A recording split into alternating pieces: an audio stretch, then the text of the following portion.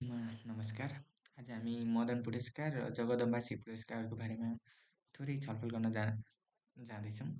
मदन पुरस्कार र जगदम्बा पुरस्कार हजुरहरूले सुनिरहनु भएको पुरस्कार हो जुन साहित्यिक कृतिहरूलाई दिने गरिन्छ। मदन पुरस्कार जसको स्थापना भनेको विक्रम सम्वत 2012 साल असोज 10 गते भएको।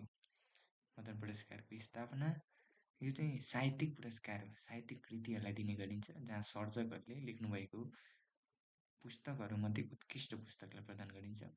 यो पुरस्कार प्रदान गर्ने संस्था भनेको चाहिँ कसले गर्छ भन्दा मदन पुरस्कार गुठीको स्थापना भएको छ र त्यसैले चाहिँ पुस्तक प्रदान गर्ने गर्दछ।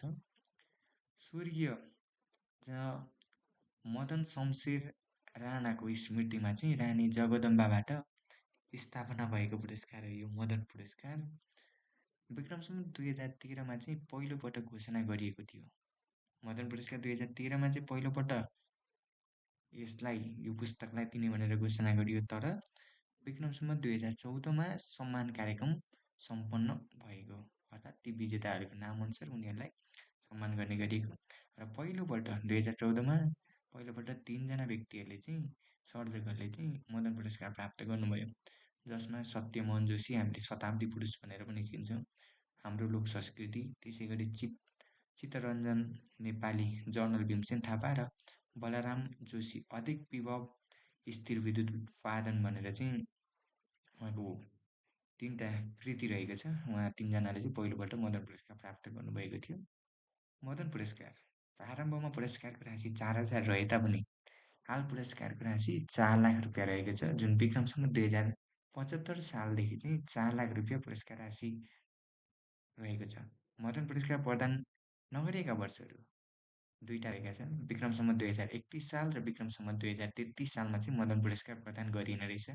र अर्को महत्त्वपूर्ण कुरा के छ भन्दा एकै वर्ष चाहिँ एउटै कृतिका लागि मदन पुरस्कार र साझा पुरस्कार पाउने साहित्यकारहरू एउटै वर्ष जसले चाहिँ मदन पुरस्कार र साझा पुरस्कार पनि प्राप्त गर्नुभयो र एउटै कृतिका लागि, अर्थात् भवानी विशु आगत कृतिका लागि धनुषचन्द्र गौतम, कामका पाइलाहरू, विनोद प्रसाद धिताल, योजन गन्धा र मदनमणि दीक्षित माधवी, यति 4जनाले चाहिँ एकैपटक मदन पुरस्कार र साझा पुरस्कार एउटै कृतिका लागि प्राप्त गर्नुभएका साहित्यकारहरू हुन्छ।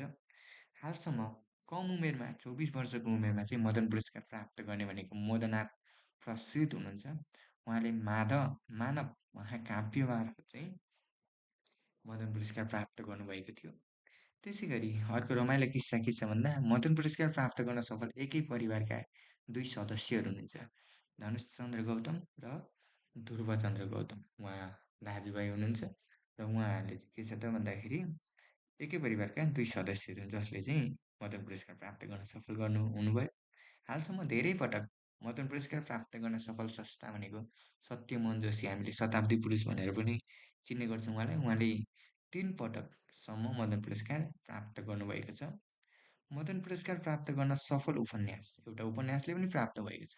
उपन्यासको नाम भनेको मन रहेको छ र त्यसका सर्जक लेखक हुनुहुन्छ लीलाध्वज थापा। त्यसै गरी मदन पुरस्कार प्राप्त गर्ने विदेशी नागरिक फादर विलियम वर्क हेलिङ्ग्याक्स सही शब्द कृतिका लागि चाहिँ विदेशी नागरिकले पनि मदन पुरस्कार प्राप्त गर्नुभएछ।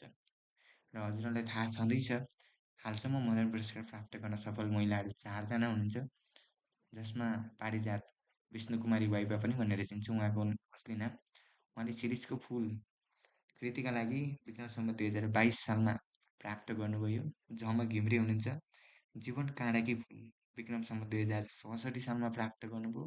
त्यसै गरी राधा पौडेलज्यू खलङ्गामा हमला एउटा नसको डायरी विक्रम सम्वत 2071 सालमा प्राप्त गर्नुभयो। त्यसै गरी नीलम कार्की निहारिका उहाँले योगमाया कृतिका लागि 2075 सालमा मदन पुरस्कार प्राप्त गर्नुभयो। यसरी 4जना महिलाहरूले चाहिँ हालसम्म मदन पुरस्कार प्राप्त गरिसक्नु भएको छ। मदन पुरस्कार पुस्तकालय भवन भनेको पाटन ढोका ललितपुरमा रहेको छ। मदन पुरस्कार पुस्तकालयका पुस्तकहरूको सूचीलाई हामी मदन सौरभ भनेर बुझ्छौँ भने मदन पुरस्कार पुस्तकालयमा रहेका पत्रिकाहरूको सूचीलाई चाहिँ मदन गौरव भनेर चिन्छौँ, हामी बुझ्ने गर्छौँ। अर्थात् पुस्तकहरूको सूची मदन सौरभ, पत्रिकाहरूको सूची मदन गौरव। मदन पुरस्कार 2081 प्राप्त गर्न सफल कृति भनेको उर्माल रहेको छ, जसका राइटर हुनुहुन्छ, लेखक हुनुहुन्छ छुदेन काबिमो काबिमो। उहाँले चाहिँ 81 सालको कृति प्राप्त गर्नुभएको छ भनेको मदन पुरस्कार प्राप्त गर्नुभएको छ। मदन पुरस्कार 2081का लागि छनौट भएका कृतिहरू यहाँ राखेको छ। उर्माल छुदेन काबिमो, छालबाटो कैलाशदेखि गङ्गासम्म, रमेश भुषालजीले लेख्नुभएको रहेछ। त्यसै गरी दर्जियो सलाप भनेर कुमारी तामाङजीले लेख्नुभएको छ। त्यसै गरी पञ्चतत्त्वको पालाम भनेर मनप्रसाद सुब्बाले लेख्नुभयो। त्यसै गरी बहुरूपी भनेर सियाज सुवेदीले लेख्नुभएको रहेछ। त्यसै गरी भिक्षु, व्यापार र विद्रोह, नेपालको भोट चीन सम्बन्ध र भारत जसको सुधीर शर्मा र हिउँको गीत भनेर तीर्थ गुरुङज्यूले चाहिँ लेख्नुभएको रहेछ। यसरी यी मध्ये सबैभन्दा उत्कृष्ट कृति भनेको उर्माल रहन गयो र उर्मालका लेखक सर्जक हुनुहुन्छ छुदेन कामिपो। उहाँलाई नै 2081 सालको मदन पुरस्कार प्रदान गरिएको छ। पछिल्ला मदन पुरस्कार प्राप्त गर्न सफल कृतिहरू यहाँ केही कृतिहरू राखिएको छ र जसको स्रष्टाहरू पनि हुनुहुन्छ। जस्तो 2081 सालमा उर्माल कृतिले जित्न सफल भयो, जसको स्रष्टा हुनुहुन्छ छुदेन कामिबो। त्यसै गरी 80मा मुकाम रण मैदान मोहन मैनालीज्यूले लेख्नुभएको थियो। 80 सालमा ऐठन विवेक ओझाज्यू, 78 सालमा अग्नि नवराज लम्साल, 77मा लिम्बुवानको ऐतिहासिक दस्तावेज सङ्ग्रह भगिराज इग्नाम, 2076मा महारानी चन्द्रप्रसाद पानिया, 2075मा नरनहार कृति योगेश राज, 2074मा योगमाया निलम कार्की निहारिका, अनि 2073मा धृतराष्ट्रिय घनश्याम कडेल, 72 सालमा ऐना रामलाल जोशी, 71मा खुसी विजय कुमार पाण्डे, 70मा खलङ्गामा हमला एउटी नर्सको डायरी राधा पौडेल, 69मा दमिनी वीर राजन मुकारम, त्यसै गरी 68 सालमा सेतो धरती अमर न्यौपाने, 67 सालमा जीवन काँडाकी फुल झमक घिमिरे, 66 सालमा नेपालको बालीनाली र तिनको तीको खेती नरबहादुर साउद, 65 सालमा एक हातको ताली युवराज नयाँ गरे, त्यसै गरी 64मा अन्तर्मनको यात्रा जगदीश घिमिरे, 63मा छापामारको छोरा महेश विक्रम शाह, 62 सालमा राजा कृष्ण धरावासी, 61 सालमा पल्पसा क्याफे नवराज बागले, त्यसै गरी 60मा नयाँ ईश्वरको घोषणा गोपाल पराजी ज्यूले 60सम्म यहाँ मैले 60सम्म पछिल्ला केही कृतिहरू र कृतिका सर्जकहरू र मदन पुरस्कार विजेताहरूको यहाँ मैले तालिका बनाएर राखेको छु। अब जाउँ जगदम्बाश्री पुरस्कार।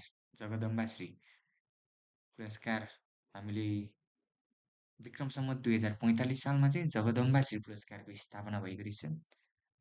जगदम्बाश्री पुरस्कार चाहिँ मदन पुरस्कार गुठीका संस्थापिका रानी जगदम्बा कुमारी देवी राणाको स्मृतिमा स्थापना भएको रहेछ।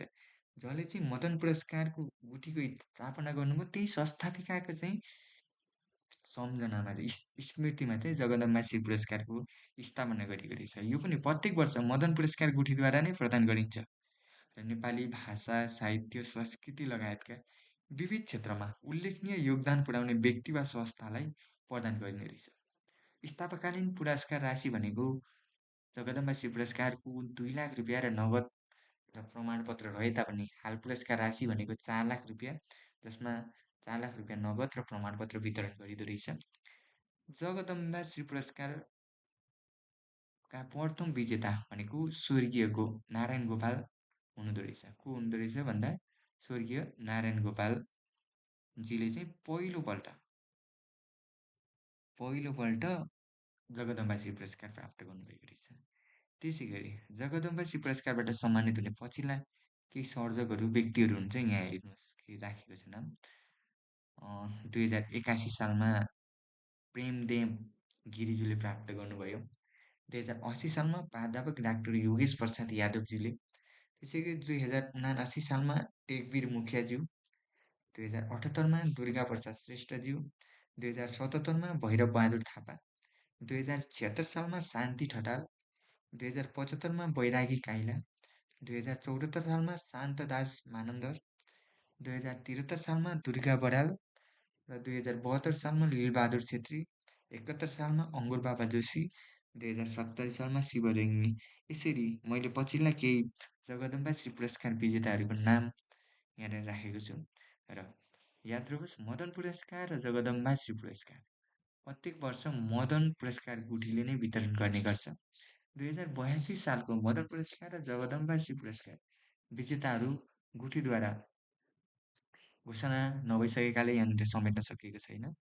र पछिल्लो समय हेर्ने हो भने विभिन्न सर्जकहरूले राम्रा साहित्यिक पुस्तकहरू लेख्नुभएको छ र उहाँहरूमध्ये उत्कृष्ट पुस्तकलाई चाहिँ छनौट गरिन्छ र मदन पुरस्कार गुठीले नै उक्त पुरस्कारहरूको चाहिँ क्राइटेरिया तोकिदिएको छ, कस्ता कस्ता पुस्तकहरूलाई हामीले लिन सकिन्छ, मदन पुरस्कार र जगदम्बाश्री पुरस्कारका लागि उहाँलाई कसरी लिन सकिन्छ भनेर उहाँले नियमहरू पनि राख्नु भएको छ। त्यही अनुसार त्यो पुरस्कारहरूलाई चाहिँ दर्ता गरेर उहाँहरूले प्रत्येक वर्ष मदन पुरस्कार र जगदम्बाश्री पुरस्कार प्राप्त गर्न सफल सर्जक र कृतिहरू चाहिँ उहाँहरूले आफ्नो गुठीद्वारा प्रकाशन गर्दै आउनुभएको छ। र यसरी आज हामीले मदन पुरस्कार र जगदम्बाश्री पुरस्कारको बारेमा थोरै जानकारी प्राप्त गऱ्यौँ।